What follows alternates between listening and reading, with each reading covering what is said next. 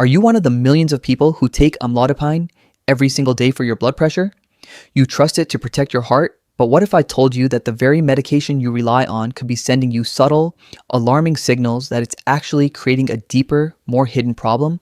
What if the side effects you've been told are normal are actually warning signs of a system under stress? In this video, I'm going to reveal the 5 alarming warning signs your amlodipine is secretly harming your heart. And more importantly, I'm going to explain the precise physiological reason why each sign is happening so you can stop being a passive patient and start taking active control of your health. Stick with me because sign number 5 is the one most people and even many doctors completely miss until the damage is already underway. But before we do, I want to quickly share an important disclaimer to make sure we're all on the same page. This video is for educational purposes only. It is not intended as medical advice. Please always speak with your doctor or a qualified healthcare provider before making any changes to your medication or health routine. Let's be clear. Amlodipine can be a life-saving medication. It has a role in managing dangerously high blood pressure. But here's the problem with our modern approach to medicine. We've become incredibly good at managing the symptoms of a disease, while often ignoring the disease itself. High blood pressure isn't a disease in itself. It's a symptom of a deeper systemic issue. And when we use a powerful medication like amlodipine to force that number down, we can feel a false sense of security. We see 120/80 on the cuff and think, great, I'm healthy, but what about the swelling in your ankles? The persistent fatigue you can't seem to shake? The dizzy spells when you stand up too fast? Most people ignore these signs. They brush them off as just getting older or normal side effects. They mention them to their doctor, who might say, that's common with this medication, let's just keep an eye on it. But this is a dangerous mindset. These are not just minor annoyances. They are messages from your body. They are clues that the delicate balance of your cardiovascular system is being disrupted in a way that, over the long term, can lead to more stress on the very organ you're trying to protect, your heart. Instead of just looking at symptoms and masking them with a pill, we need to understand the root cause. We need to look at how the entire system, your blood vessels, your heart, your metabolism, is interconnected. My goal today is to empower you with that understanding. We're going to connect the dots between that symptom you're feeling and what's actually happening inside your body so you can have a truly informed conversation with your doctor about your long-term health. All right, let's dive into the 5 alarming signs. For each one, I'll first describe what it feels like, and then we'll uncover the crucial physiological why behind it. Sign number 1, persistent and worsening ankle swelling, edema. Let's start with the most common one. Do you take off your socks at the end of the day and see a deep, puffy indentation that stays there for minutes or even hours? Do your ankles and feet feel tight, heavy, and swollen, especially as the day goes on? This is called peripheral edema, and while it's a well-known side effect of amlodipine, it is absolutely not something you should ignore or accept as normal. It's a clear visual indicator that your circulatory system is under an unnatural kind of pressure. So, what is the physiological why behind this? To understand this, you need to know how amlodipine works. It's a calcium channel blocker. Think of your arteries as muscular hoses. Calcium acts as a signal for these tiny muscles to contract, which narrows the arteries and raises your blood pressure. Amlodipine blocks the calcium channels, telling these muscles to relax. This widens the arteries, a process called vasodilation, and your blood pressure goes down. Sounds great, right? But here's the critical imbalance. Amlodipine is much more effective at dilating your arteries, the vessels carrying blood away from the heart, than it is at dilating your veins, the vessels bringing blood back to the heart. Now, picture the transfer point between these two systems, your capillaries. This is where oxygen and nutrients are delivered to your cells. On one side, you have a newly relaxed, wide-open artery delivering blood with significant force. On the other side, you have a vein that is still relatively narrow. This creates a pressure backup in the delicate capillary bed. It's like opening a fire hydrant into a garden hose. The pressure inside the capillaries, known as hydrostatic pressure, skyrockets. To relieve this pressure, the liquid part of your blood, the plasma, is literally forced out of the capillaries and leaks into the surrounding tissues. That leaked fluid is what causes the swelling. It's your body trying to cope with a pressure imbalance created by the medication. Now, why is this secretly harming your heart? Over time, this constant fluid leakage and tissue swelling can lead to chronic low-grade inflammation in your extremities. More importantly, it's a sign that your circulation is not in a state of natural, healthy balance. It's being artificially manipulated, and this manipulation has consequences.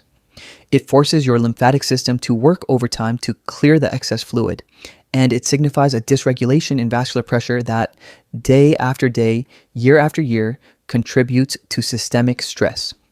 For instance, some studies have investigated the long-term microvascular changes associated with chronic drug-induced edema, suggesting potential impacts on endothelial function. So if your swelling is getting worse, it's a major red flag that the drug's mechanism is creating a significant and growing imbalance in your circulatory system. Sign number 2, persistent dizziness and debilitating fatigue. This isn't just feeling a little tired at 3 p.m. This is a bone-deep weariness that doesn't go away with a good night's sleep. It's that feeling of lightheadedness or dizziness when you stand up from a chair, a condition known as orthostatic hypotension. You might think, well, the drug is lowering my blood pressure, so of course I might feel dizzy. But it's crucial to understand why this is a sign of potential harm. Stable, healthy blood pressure doesn't typically cause these symptoms. This is a sign of blood pressure that is either too low or that is unable to regulate itself properly during changes in posture. Let's break down the physiological why. Your body is incredibly intelligent. It has a system called the baroreceptor reflex to manage blood pressure second by second. When you stand up, gravity pulls blood down into your legs. Your baroreceptors, tiny pressure sensors in your major arteries, detect this drop in pressure to your brain and instantly signal your heart to beat a bit faster and your blood vessels to constrict slightly, pushing blood back up to your head so you don't pass out. Amlodipine interferes with this elegant system. By forcibly relaxing your blood vessels, it blunts their ability to constrict quickly when needed. So, when you stand up, your vessels can't tighten up fast enough to counteract gravity. Blood pools in your legs, and for a few critical seconds, there's not enough blood flow, and therefore not enough oxygen reaching your brain. That's the dizziness. That's a lightheadedness. Now, for the fatigue, this is even more insidious. Healthy blood pressure ensures that every cell in your body gets a steady supply of oxygen-rich blood. This oxygen is used by your mitochondria, the tiny power plants inside your cells, to create energy in the form of ATP. When your blood pressure is artificially lowered and potentially unstable, the perfusion pressure, the force pushing oxygenated blood into your tissues, can be compromised. Your muscles, your brain, your organs may not be getting the optimal amount of oxygen they need to function at their best. Your mitochondria can't produce enough ATP. The result? A systemic energy crisis. You feel it as profound fatigue. Your heart, which is a muscle packed with mitochondria, has to work against this low pressure system to try and circulate blood effectively, which can be exhausting for the heart muscle itself over the long run. This isn't just being tired, it's a sign your body's energy production at a cellular level is being throttled. Sign number 3, heart palpitations or a racing heart, reflex tachycardia. This one is deeply alarming for people because it feels so counterintuitive. You're taking a medication to calm your cardiovascular system, yet you find your heart is suddenly fluttering, skipping beats, or racing like you just ran up a flight of stairs. This is a classic sign of something called reflex tachycardia. It's your body literally fighting back against the effects of the medication, and this battle puts immense strain on your heart. What is the physiological why behind this? Remember those baroreceptors we just talked about? They are your body's internal blood pressure monitors. When amlodipine causes a significant drop in your blood pressure by widening your blood vessels, these sensors send an urgent alarm signal to your brain. Warning, pressure is falling, the system is failing. The brain's emergency response is to tell the adrenal glands to release catecholamines, hormones like adrenaline and noradrenaline. These are your fight or flight hormones. Their job is to rapidly increase your heart rate and the force of its contractions to compensate for the low pressure and get blood moving. So you have two opposing forces at war inside your body.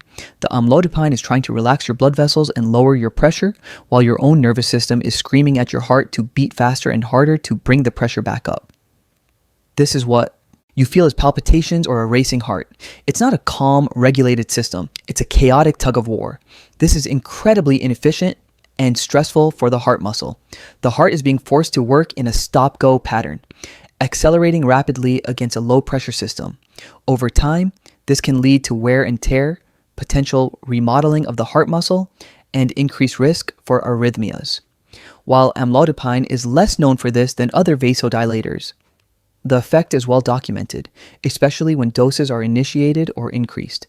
It's a sign the body has not adapted well to the drug's mechanism of action. If you feel this, it's a clear signal your body is in a state of physiological conflict. Sign number 4, new or worsening shortness of breath, dyspnea. Feeling out of breath after climbing stairs or even just walking across a room can be terrifying. If this symptom is new or has gotten worse since you started taking amlodipine, it could be a sign of 2 potential underlying issues, one of which is particularly concerning for your long-term heart health. The first, more straightforward reason is related to the edema we discussed in sign number 1.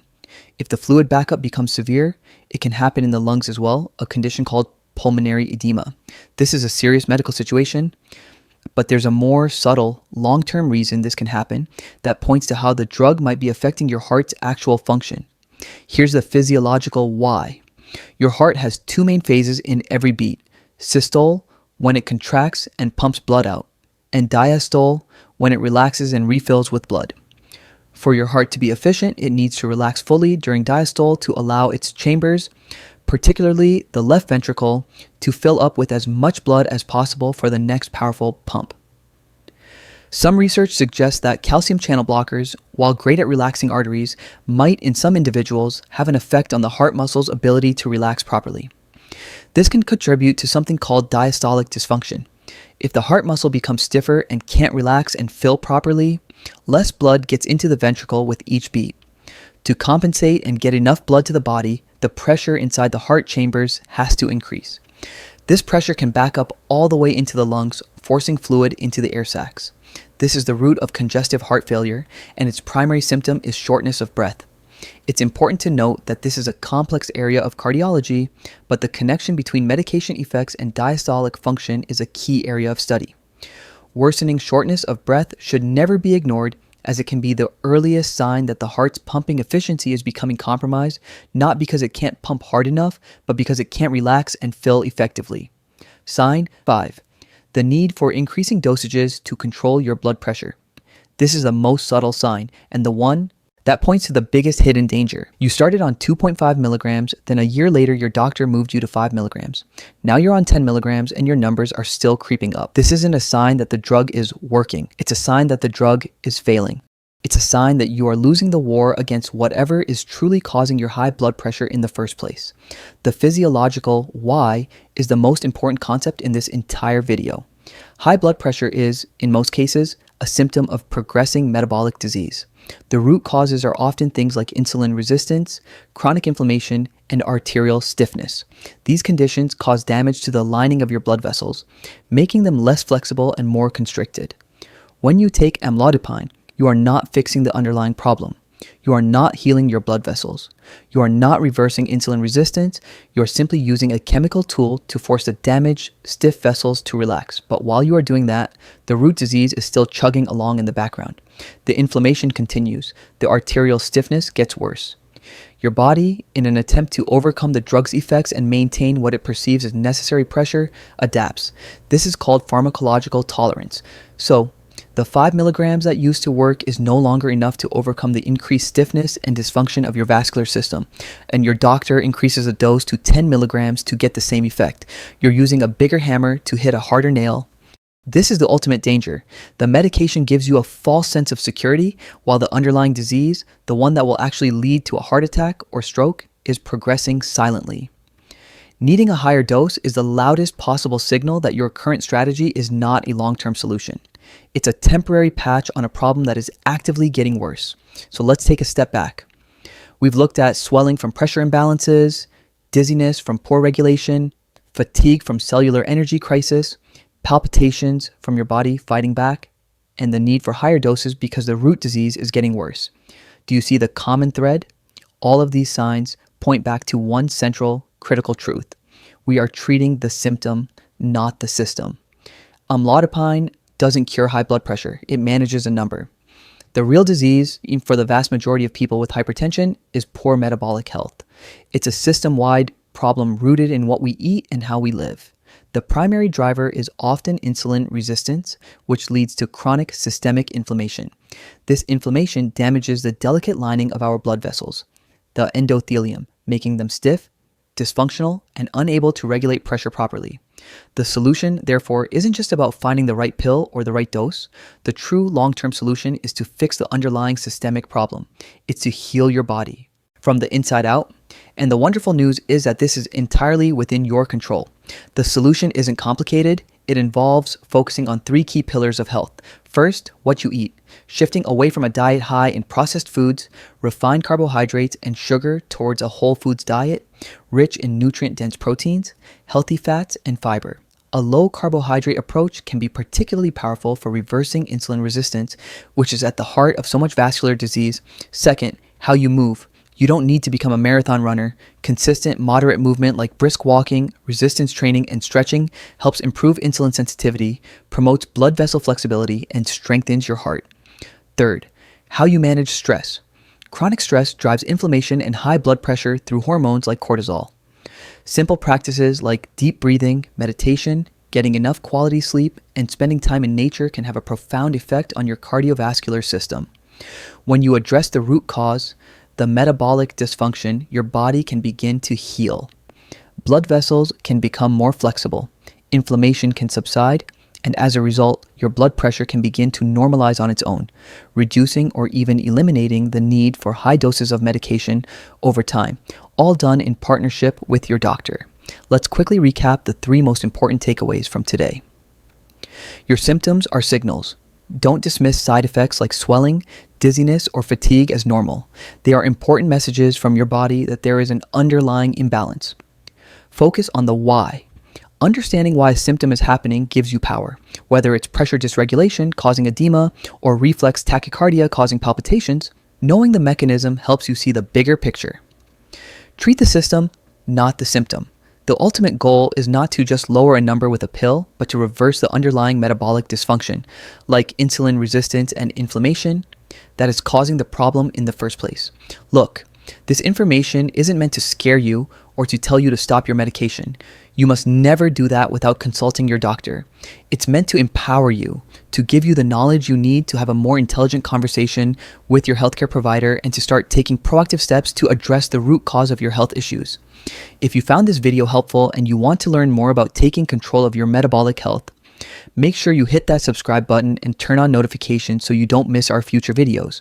And as your next step, you absolutely need to watch my video on the 10 warning signs of insulin resistance. It's the perfect follow-up to what we discussed today and will help you connect even more dots. I've put the link right here on the screen and in the description below. Thank you for your time today. Remember, your health is your greatest asset. It's time to start investing in it.